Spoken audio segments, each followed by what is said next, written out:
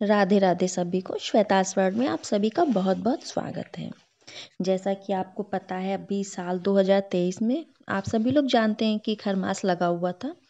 ऐसे में बहुत संशय बना हुआ है कि नया व्रत उठाएं या ना उठाएं।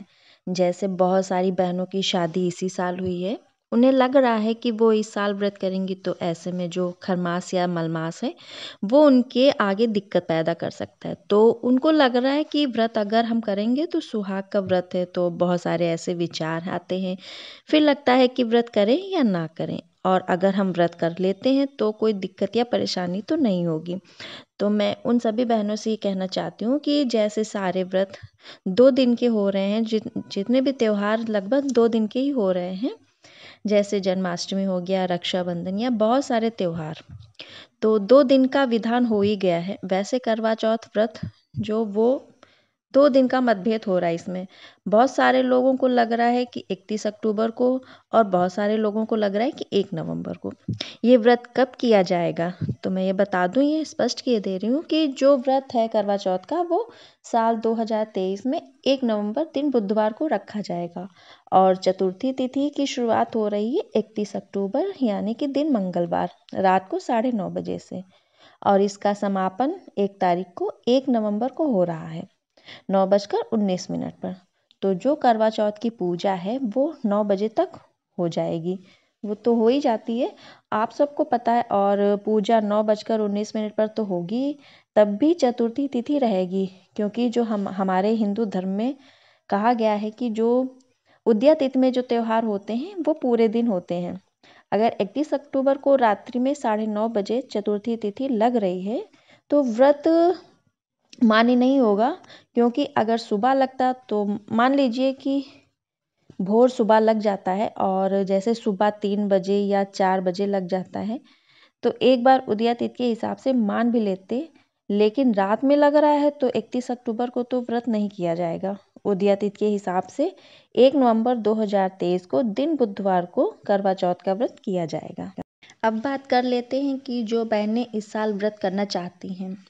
देखिए, व्रत कोई भी हो, करवा चौथ हो या कोई भी व्रत हो, जो आप नए सिरे से शुरू कर रही हैं, तो लोगों को लगता है कि खरमास, मलमास या अधिक मास एक ही बात है, तो नया व्रत नहीं उठाना चाहिए। लेकिन ऐसा नहीं है। जो भी हमारे धार्मिक शास्त्र हैं उसमें ऐसा वर्णन किया गया है कि जिस महीने में खरमास लगता है, मान लीजिए कि अक्टूबर में लगा, तो अक्टूबर में ही सारे व्रत नए सिरे से शुरू नहीं किए जा सकते।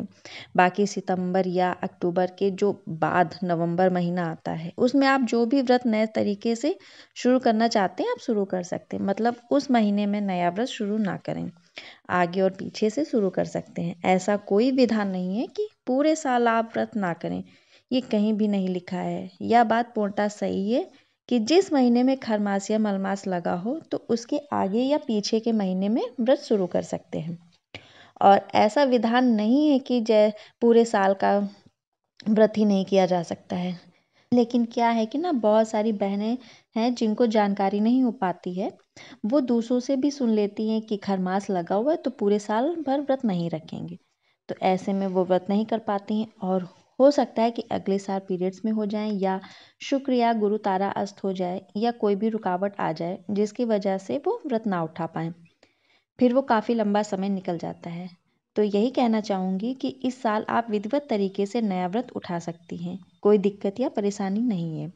हमारे यहाँ बहुत सारे लोगों में, मान लीजिए कि संतान सप्तमी, हलषष्ठी और हरतालिका तीज, ये सारे व्रत किए गए। जीवित पुत्र का व्रत हो गया, और करवा चौथ का व्रत जो नए सिरे से कर रही हैं, मतलब इसी साल से उठा रही हैं, उसमें कोई दिक्कत नहीं है। और मान लीजिए कि जिनके घर में बड़े बुजुर्ग हैं, ये हो भी सकता है कि बड़े बुजुर्ग लोग हों और उन्हें जानकारी नहीं है, जिन्हें लगता है कि व्रत नहीं उठाना चाहिए, या आपका मन अंदर से गवारा नहीं कर रहा है, या किसी चीज़ के लिए आपको लग रहा है कि इस साल व्रत नहीं उठाना चाहिए, आपके मन को संतुष्टि नहीं मिल रही है, आपका मन मानने को तैयार नहीं हो रहा है, तब आप इस व्रत को बिल्कुल ना उठाएं।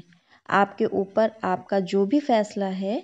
अगर आपको लगता है कि आप व्रत उठा सकते हैं, तो माता गौरी और महादेव का नाम लेकर व्रत को उठाइए।